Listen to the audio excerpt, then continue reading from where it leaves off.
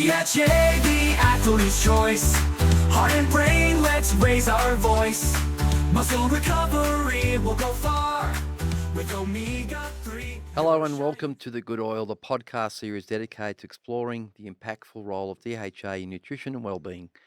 I'm your host, Bassam Hallak from Omega Ingredients. In today's episode, we're diving deep into science of omega-3s, focusing specifically on emerging potential for omega-3 to modify neural inflammation in the context of repetitive head knocks during sport. To open up this discussion, we are joined by a returning guest, Associate Professor Greg Peoples from Wollongong University, who was an author on the paper we are going to discuss today. Welcome back, Greg. Thanks, Bassam. It's been a while, but it's been fantastic to obviously reconnect and get back in the studio with you. And it's been a long journey from Wollongong. Let's just stuck into it, but you recently teamed up with Dr. Jeff Heileson from Baylor University to publish a systemic literature review, which broadly asks the question, does an omega-3 supplement modify neural inflammation? Response following contact sport that includes repetitive, some concussive head impacts. Can you first explain the immediate impact of repetitive subconcussive head impacts on the neural cells in our brain? Nutritional optimization for brain in contact sports, which is your review paper. If you could maybe sort of elaborate on that. Yeah, look, contact sports are rough and tumble, aren't they? Yeah. And in Australia, we've got lots of really good examples. We have rugby league and we have AFL. AFL and rugby union, and even soccer, you can say, is a contact sport because obviously there's bumps and bruises and the head's also being used. And we associate that with whole body soreness. So if a contact athlete, has completed their sport, the next couple of days they're feeling a bit bruised, a bit sore, the muscles are potentially a bit fatigued, and we're associating that feeling with whole body inflammation. What we also have to remember that although the brain is encased inside the skull, it's not immune to the bumps and bruises that the rest of the body's getting. Yeah. And it's moving around and it's been experiencing different types of forces, and those forces could be linear forces. So think about a car slowing down and you're pushed towards the front of the car. Equally, there's rotational forces. So if you think about the bumping and the turning, those rotational forces also mean that those little brain cells are actually starting to rub on each other and cause friction. So we call it a shear force.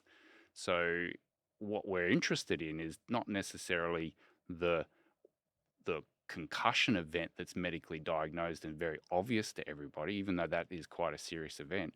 If you think about all of the other smaller bumps and bruises the body's getting, the brain is also being experienced to those different bumps and bruises depending on the number of head contacts and the directional contact of each of those. So equally, we should be just as aware of how the brain is responding to contact sport just as much as our joints and our muscles and our bones. So we were interested in having a look to see whether or not, on the basis of after a season of contact sports, whether or not there was some protective effects of consuming an omega-3 in the form of a supplement compared to not consuming an omega-3. And that was the basis to our SLR. Now, we'll talk about that in a little bit more in a moment, but there's obviously lots of different, sports, as we mentioned, that have head contacts, but it's interesting that the SLR also demonstrated that at the moment we don't have a lot of data. So this is preliminary evidence, and that's something we can discuss as we go through. Yeah, and sports today, when we're talking about contact sports, has become a lot faster, more impacts, harder impacts. Certainly becomes a very important topic to discuss about, or how do you improve, or how do you eliminate or reduce the impact of these knocks on the brain.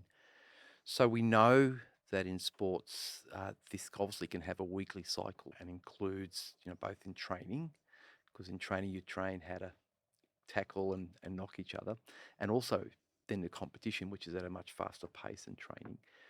What do we know about this inflammation response over the long term, which includes years of training, competition, and therefore exposure to these repetitive head knocks? Yeah, look, that's a really good point because as you've just indicated, that a contact athlete would be going through a weekly cycle. So that it includes the game, but it includes all the preparation. And I think we can agree that contact sporting governing bodies have now identified in the last decade that they need to start to quantify all of these contacts that are made, because as we said before, they're not all necessarily obvious as a medical outcome, like a concussion. Many of them go unnoticed. And so we've seen the born of technology around, video analysis, but we've also got accelerometries that, that can be embedded into the players so we can identify when those contacts are being made, so we can quantify those contacts. But through that, we can then quantify them to the point where they have a level of severity, I guess is the best way of putting it. And that will then indicate that these are contacts that are subconcussive. They're minor in terms of the one-off contact.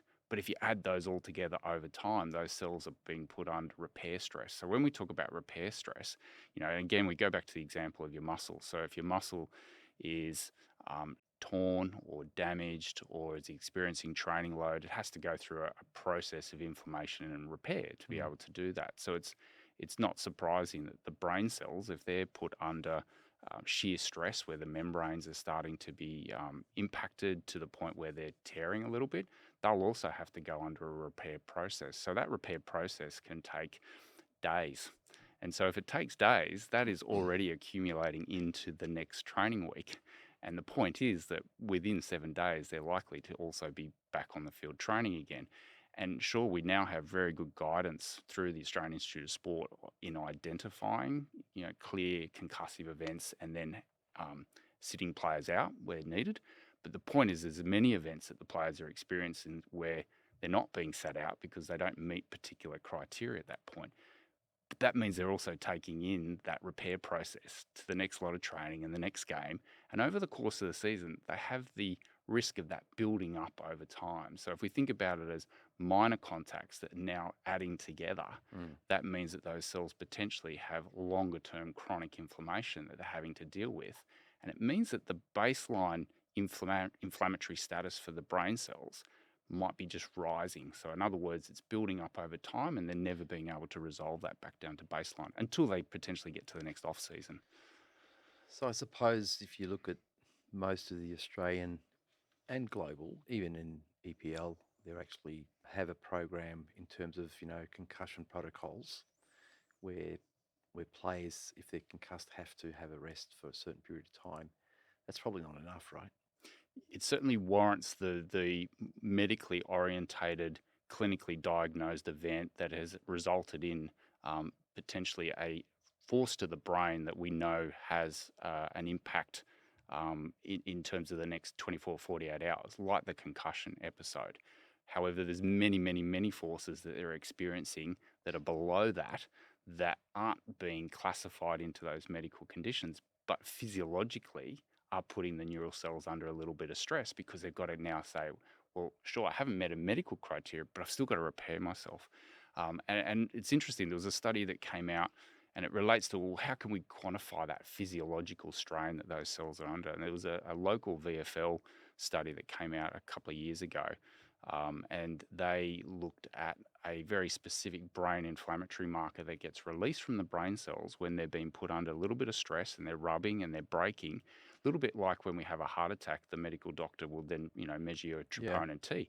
So that marker goes out into the bloodstream and it can indicate that those cells have been disrupted and that a repair process needs to be put underway. So going back to this study, the VFL study from a group here in Melbourne looked at how much that inflammatory marker built up over the course of the season of VFL, so local AFL for those internationally is our Australian game that you'd be aware of.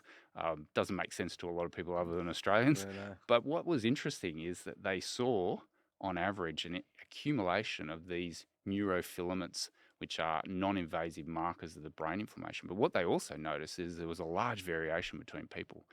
Now, it's hard to determine whether that large variation because one person experienced more subconcussive repetitive head knocks than someone else, or is there individual difference between people as well in terms of that, some people potentially are a little bit more protected than others. They can cope with those head knocks a little bit better. But the take-home message was that brain inflammatory status did build up over the course of a contact season. So returning to your recent SLR, what prompted the the possibility that nutrition, and specifically, omega-3, which is a fatty acid, which is the focus here, may play a role in modifying the brain cell's response to repetitive head knocks. Just that connection between Yeah, that and why recovery of. nutrition? Look, it's not a new topic as in nutrition broadly. How can nutrition broadly support the brain in terms of being able to be nutritionally preconditioned to those, twists and turns and minor subconcussive repetitive head injuries? So there's been some SLRs looking at a broad range of different nutritional approaches, whether it's total energy during the repair process, protein in the diet, creatine in the diet. There's been a number of different avenues or themes that have popped up saying that nutrition is probably going to play a pretty good role. Like the rest of our bodies, it makes sense that the brain needs to be supported through a nutritional process. But what was really evident in those early SLRs is out of all of the different parts of the diet, it did seem that omega-3s were generating the most amount of early evidence. And thinking about that, there's lots of different types of sports out there, and boxing's one that comes to mind as well. So we're not just talking about team-based sports. Mixed martial arts is another. So drawing together different types of studies and different types of nutrition, the omega-3 seem to be showing the greatest amount of potential out of all the different options in the diet, which is interesting now because we're talking about omega-3, and we've spoken about this before, influencing the membrane. And we've talked about muscle in the membrane and heart in the membrane. So it's pretty logical that the membranes of the brain itself, the neural cells, are going to be able to be modified through dietary approaches. In other words, being able to provide more omega-3 has the potential to raise that omega-3 in the brain cells as a preconditioning effect. And it's the connection with the fact that the brain is essentially a fatty acid, and a healthy brain has, 30% omega-3, thereabouts. I mean, I don't know, is that... Yeah, that's right. So if we think about it as a basic building block, and that goes all the way back to the developing brain in utero, and then the brain as we age from 0 to 5 in terms of those early neural connections, and then that growth of that brain up to around about age 12, we know that DHA in particular plays a really critical role in brain development. We also see at the other end how important omega-3 is in terms of protecting against loss of brain health, cognitive decline in older adults as well. So if we look at both ends of the life spectrum, it makes sense that we're going to then also be putting the brain under stress during midlife, classic contact sport athlete in their mid-20s, and being able to support those stresses and strains that the brain's experiencing through, a strain like contact sport. Yeah. For your systematic review, how did you identify the studies that were finally included in the results? That included studies that are common, that they are all focused on the sports of NFL. Yeah, so what we initially did, so Jeff and I spoke about this because we didn't want to isolate it down to a particular sport. We did want to think about broadly. There's lots of different examples. Like we just, explained, boxing is the perfect example. Mixed martial arts is another example. And we've seen that obviously increase in its popularity in the last couple of decades as well. And you can't get more better examples of the brain being put under stress in those two sports. So we set up the SLR to look broadly across all of the sports that the brain is likely to come under some form of physiological stress. And as I've mentioned before, it's those linear and rotational forces that the brain experiences then causes the neural cells to be, experience shear force and damage. So we didn't set it specifically to the NFL per se. We said, let's capture all the sports. What we were interested in is we said, from a study design point of view, we're really focused on the point that an omega-3 supplement needed to be provided. But also we're very interested in making sure that the studies quantified the amount of omega-3 before and then after the supplement was being taken. So by nature, what happened then is once those criteria came in, which we refer to them as good practice in omega-3 study design, that narrowed the limiting field right down. It just happened that 3 studies that ended up in the SLR as the final studies were coming from an NFL type.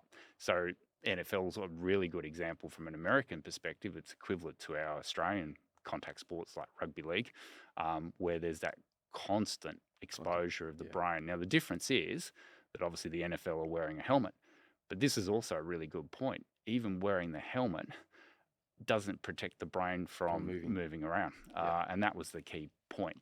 So if we go back to that neurofilament, we would know that during a natural NFL season, that neurofilament that is expressing itself out into the circulation when the shear forces are being experienced, we also know that builds up over a season. So there is a good I guess environment then to see whether or not omega-3 supplement is beneficial in terms of reducing that chronic inflammation that can occur over the course of the season. But just one more thing I would say is what's really interesting about this is contact sport seasons are months. And all of a sudden we are talking about really good opportunity to look at chronic intake of omega-3 rather than just those classic 4-week, 6-week, 12-week trials that often happen in universities. We're actually talking about real world events that are occurring. I mean, most of these contact sports, season goes long. AFL's now 24 weeks and EPL's 38 weeks. So it's a lot of, contact games that they're doing. Exactly. And on top of that, you got the training. Greg, you note in your paper that there was also a difference in the 3 studies that were finally included in the analysis. Could you elaborate on that for us? Yeah, so some of the key difference were that there was a difference in duration. So depending on which conference league the particular teams were coming from, changed the duration of the season and therefore changed the duration of the supplement. So that was anywhere between 5 or 6 months through to about 8 months. So it's not a huge difference. We've got at least half a year's worth of exposure in combination with half a year's worth of omega-3 supplement going in. So it's good in that perspective, but there is acknowledgement that each of the studies had a different timeline. We dealt with that by saying, let's have a look at baseline to the mid of their season and then the end of the season. So at least we had some commonality about sort of the alignment of time that we could look at that data. And with that study, what did you uncover? What was interesting is even from a difference point of view in terms of the uncover, we did also have to acknowledge that, it's a classic of the omega-3 industry, isn't it? That when a supplement's provided in a capsule as a fish oil, for example, it's not going to come with the same EPA and DHA. Correct, yeah. So that was also a difference as well. So in terms of the uncovering, what we then looked at, and this is what took it from just being a standard SLR where you filter the papers and look at the outcomes of the papers on their own. We were fortunate in that being only 3 studies and being within the same sport, we could line up the mid-season and the end of season, and also having Jeff in America and quite connected through his networks over there, and he's a military dietitian as well. We're actually able to get the raw data. Yeah. And that makes a difference because then you're actually looking at combining data together where appropriate. You can't always combine data, but where appropriate, you can combine data. Now, the benefit of that is, and this is the issue with real world studies, is that sample size is sometimes an issue where a study doesn't quite get over the line because they don't quite have enough controls or intervention. But if you can pull data together, all of a sudden your control versus your intervention gets a lot more strength to it in terms of your ability to make a reasonable judgment based on probability whether there is an effect or not an effect. So that was a key component to this, is that we could get that raw data and we could aggregate that raw data into the 2 groups within reason at 2 time points, mid-season and end of season, and compare that to the baseline being before the actual season took place. And some of the assumptions is that obviously they've come through off season and they haven't had head contacts. So within reason, that's the starting point of inflammation. We can look at change over time from there. What do we find? I think was the question. Yeah. So just that is what did we find? And I mean, I suppose the next question was around how could these changes be explained. But let's focus more on what did you find? Yeah, what did we find first? So we said that we needed to be assured that the omega-3 was being supplied compared to the control. So we could see that the omega-3 levels in those that were given the fish oil, inverted commas, capsule, went up. And that's really important. Now, we have to do that through blood analysis. And I'm sure we're going to talk about this in a future podcast. But what's critical is you can't just provide the fish oil and assume that they've taken it. Compliance is a big issue in any sports nutrition. Correct, yeah. So we made sure that within reason we had good evidence that the omega-3 was going into the body, and from there, good evidence that the brain was being presented with the combination of EPA and DHA. We also had the neurofilament being monitored during those studies. And for those 2 time points, what we could see that if the players were not being presented with an omega-3 and with just treatment as usual, standard diet, the neurofilament rose over the course of the season. And that indicated and supported the idea that those brain cells were being pushed and pulled and twisted over the season and the inflammation was building up. When we had a look at the difference then for those that had been provided with the fish oil, the neurofilament rose, but not so much. And by end of season was statistically lower compared to the control participants. So in other words, there wasn't 100% protection, and it can never be that way, but there was some form of what we propose, a nutritional preconditioning that the cells are more likely to be able to cope with that stress. So it doesn't prevent the concussion. It doesn't prevent the fact that they're going under shear stress and they might be put under inflammatory response. But how do those cells, what's their durability? How do they deal with that? The indications from the non-invasive neurofilament would suggest that they are coping better and hopefully repairing better in the time periods between, game training over and over again. That was the main outcome of the paper. So then how could these changes be explained, the way that you describe it? Yeah, so it goes back to the concept of when we take in omega-3, is it a circulating effect or is it a membrane effect? And look, from our perspective, we're advocates for a membrane effect. Now, a benefit of this longitudinal seasonal study is that the omega-3s have been taken in over months. So it's not just play the game on the weekend, have your omega-3s on Monday morning and be done with it. This is the concept that you're taking them in a chronic form and presenting them to the membrane so that those membranes can be, we call it banking the DHA or banking the EPA. Now, what's really interesting about the brain cells, like the heart cells and the muscle cells, is they do seem to have a predominance towards DHA. It's not to say EPA is not important in terms of blood supply to the brain and all those factors as well. And what we know about DHA is when it is incorporated into the membrane and that cell, brain cell in this instance, goes under a inflammatory-based response, DHA can be cleaved from the membrane and then it can be turned into downstream products. And those products we refer to as pro-resolvins. So in other words, rather than purely being an anti-inflammatory, it's a pro-resolving mechanism that when that cell goes through the physiological stress, DHA can be there to support the cleaning up of that cell and the cell repair that's occurring. But what's important, it needs to be in the membrane for it to be able to be cleaved from the membrane and do its job, just not be floating in the circulation. And what's interesting is if you go back to animal models, and there's some ethically approved animal models that look at subconcussive repetitive head knocks. What's interesting from those animal models is that if you then expose an animal to those subconcussive repetitive head knocks and look at the DHA in the brain, this is without any supplementation. If you look at the DHA in the brain after a period of time, the DHA is actually quite low in those brains with the animals that have had those subconcussive knocks. That tells you that the DHA is being used but not replaced. And that's actually a really critical part. So when we is that being used in terms of the repair? The repair. Oh wow. Yeah. Okay. So that's the theory, that if the DHA is being used, it then goes down in the brain over time, and therefore there's less of it. And that's why you need to need to supply it. You need to keep that. The whole concept of the omega-3 is it's there to be used. If it's to be used, we have to keep topping it up. And we have to chronically top it up and keep those membranes as in peak levels as possible.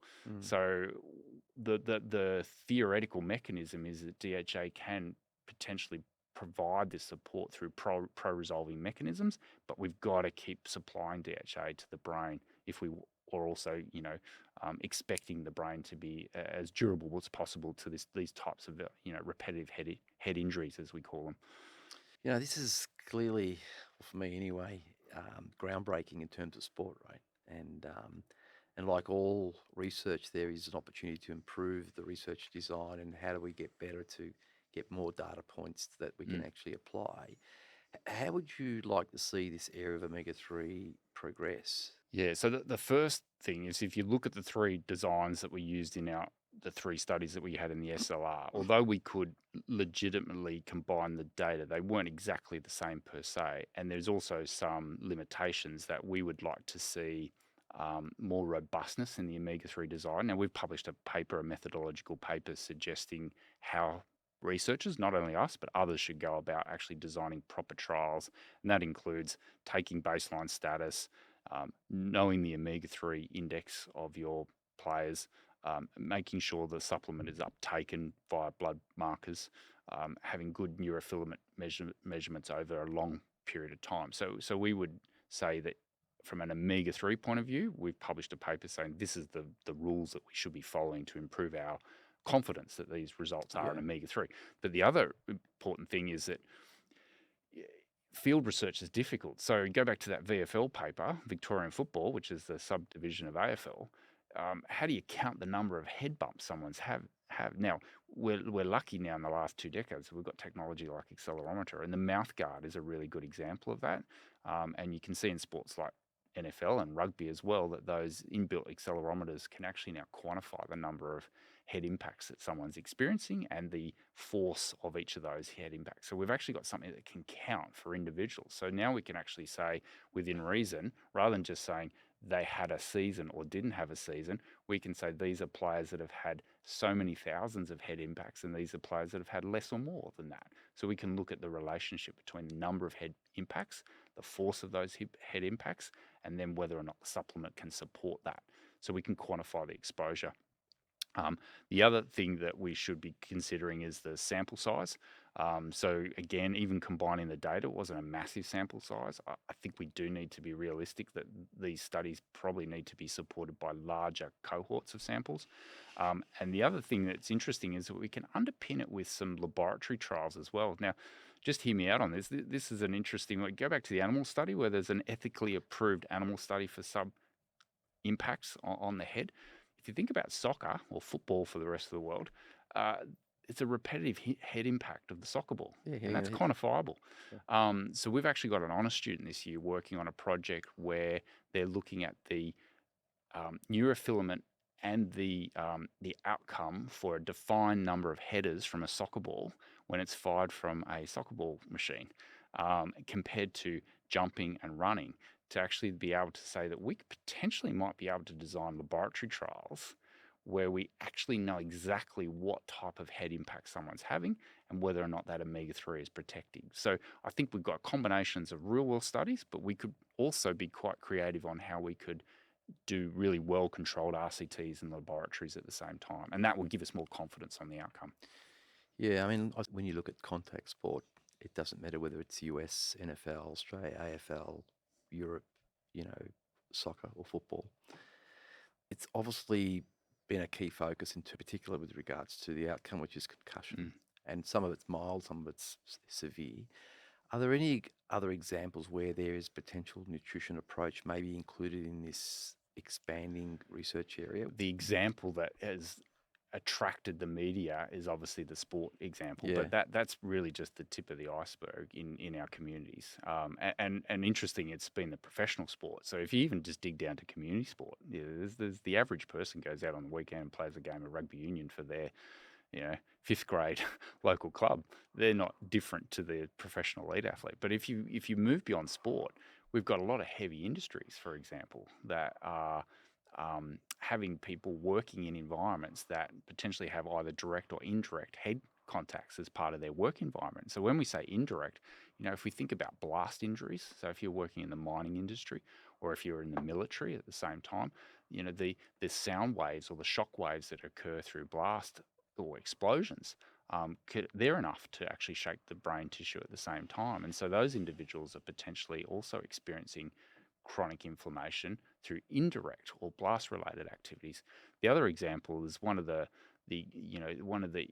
interesting, but also sad in a way, realistic is that kids often end up with head knocks, and some of those can be quite serious. So when they present at ED, they can be really serious head knocks. It could be falling from playground, it could be just tripping over, but pediatric examples, and if you think about that, that's a good example where the brain is still obviously building and developing at the same time. And so the combination of medically presented outside of sport and also work-placed or occupational head injuries is another massive area that could be considered in terms of the role of nutrition in those contexts. That was really insightful, Greg. And, obviously I have a passion with sport and AFL and NFL. So before we close off for this podcast, is there anything else that you want to share with the listeners? Yeah, I think it's also the context too that if we didn't have a problem with omega-3 intake and our levels were all fine, then we probably wouldn't even be talking about this. It'd all be sorted. But there is a reality that if we look at the NCAA literature, and then we're also paralleling this currently in Australia through a study that we're running at Wollongong University, if you screen athletes, then they're not dissimilar to the rest of the population. And we know the rest of the population aren't taking in enough long-chain omega-3s, and particularly the preformed EPA and DHA. So really what that emphasizes is that on a broader spectrum, we actually have a really good opportunity to intervene and make an impact on, one, how much they're taking in, and two, what does that mean in terms of the changes to their tissue, which if we go back to the protecting against repetitive head knocks, is that there is actually a biological plausibility that we can make a difference in these particular communities if we can gather enough evidence to show, that the omega-3s are indeed acting as a nutritional preconditioning part of the diet for the brain, supporting the brain just like we know it supports the heart and the skeletal muscle. Just a last question before we finish off. Just in terms of the contact sports in Australia and also in the US, is there a database that shows how much of those players who are involved in that sport have been screened for the level of omega-3 in their blood? So we have studies that have individually looked at particular cohorts. So we've got quite a North American-centric group of studies that have looked at athletes like the NCAA, and it's quite evident that they are low in omega-3, reflected through, for example, the omega-3 index, just like the rest of the population. We're currently collecting one here in Australia, and we're up to 500 or 600 athletes across 30 sports. Just in terms of the contact, we just published a paper this week with a sub-cohort of Rugby Australia and NRL, so that's our rugby league group. And what was really interesting out of that, if we take the classic, have they reached the 8% cardioprotective level, which we know then reflects incorporation into the rest of the body. What was interesting, this is 100 elite professional rugby union and rugby league players, male and female. Only 2 of them reached that critical threshold, which meant that 98 still had an opportunity to take more DHA and EPA into their system. So in other words, we actually do have an environment where we can make a nutritional change, which will have a actual biological outcome in terms of their body's tissues. And the question will be is, how does that help support their health? Whether it's the heart, the brain, or the muscle, or their joints. No, that's great. Well, Greg, thank you very much for today. As usual, it's always a delight to have you on Thanks the for Good having me Oil again. and have these discussions, and I really appreciate it. Excellent. Until next time. And to our listeners, thank you for tuning in to The Good Oil. Be sure to subscribe for more insights on DHA and health. Until next time, stay healthy. DHA, the athlete's choice. Heart and brain, let's raise our voice. Muscle recovery will go far. With Omega-3, your shining star.